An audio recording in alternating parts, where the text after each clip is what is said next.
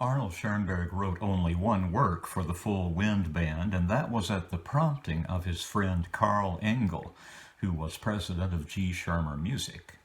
The only other pieces Schoenberg wrote for winds per se were his celebrated Wind Quintet, the first of his significant serial works completed in 1924, and a fanfare for brasses and percussion on motifs from his much earlier Guri-Lieder, written a couple of years after the composition of the work under review here at the request of Leopold Stokowski. To that short list, some add the First Chamber Symphony, written in 1906, but that seems a stretch to me. Just because the string parts aren't doubled doesn't make it a wind work. I'd be more inclined to describe it as a work for a mixed ensemble of strings and winds. The theme and variations for Wind Band was finished during the summer of 1943 and bears the catalog number Opus 43A. Opus 43B is an orchestral transcription of the same composition which Schoenberg brought out immediately after the wind band version. Interestingly enough, by this time in his life, Schoenberg, ever the closet Kabbalist, had begun coordinating his compositions' opus numbers and the calendric years during which they were written. In its original form, Opus 43 is scored for a more or less standard wind band: piccolo, 2 flutes, 2 oboes, 2 bassoons, E-flat soprano clarinet, 3 B-flat clarinets, alto clarinet, bass clarinet, the standard saxophone quartet, 2 each of cornets, trumpets, and flugelhorns, 4 horns, 3 trombones, baritone horn, tuba, string bass, timpani, and 4 percussionists playing an ample battery of instruments. In American performances, the euphonium usually substitutes for the baritone horn, and it's expected that some parts, the clarinet parts especially, will be played by multiple players. Although the composition is generally described as being in G minor and mostly wears a G minor key signature, the music is harmonically prodigal throughout and often veers off in mediant and submediant directions. It opens with a theme of generous proportions, 21 measures of fairly broad quadruple time set forth in 2 large paragraphs, followed by 7 variations and a multi-part finale. The model theme, the tema, is delivered at a poco allegro tempo, and that is the tempo of the first variation also, which tracks the original theme quite closely while indulging in creative play with that theme's constituent motives, tossing them from player to player for a colorful effect. Schoenberg will retain this general plan for the rest of the composition, although the tema's floor plan is imaginatively reinterpreted as the music proceeds. The second variation moves at a much brisker tempo, allegro molto, and is in fact 2 variations, or a double variation. My structural analysis will reflect this. Variation 3 is played at a slow tempo and features melancholy-sounding woodwind solos. The 4th variation is a gracious, insouciant waltz. The 5th, a much broader temporal canvas featuring a call and response duet between clarinet and baritone horn, with the latter playing an inversion of the former's melody. The 6th, a short, densely concentrated fugue, with the 7th and final variation again breathing easy. The composition finishes with an impressive multi-part finale that includes a double fugue, using the same subject as in Variation 6, plus a companion subject derived from the main theme. The third part of that finale brings back the main theme in the most impressive garb of all, and a resplendent G major coda treats us to an oblique reference to the ending of George Gershwin's Rhapsody in Blue. By 1943, Arnold Schoenberg had been writing 12-tone music for 2 whole decades, yet he set that passion aside for this work, couching it in something far more like conventional tonality in hopes of making it accessible.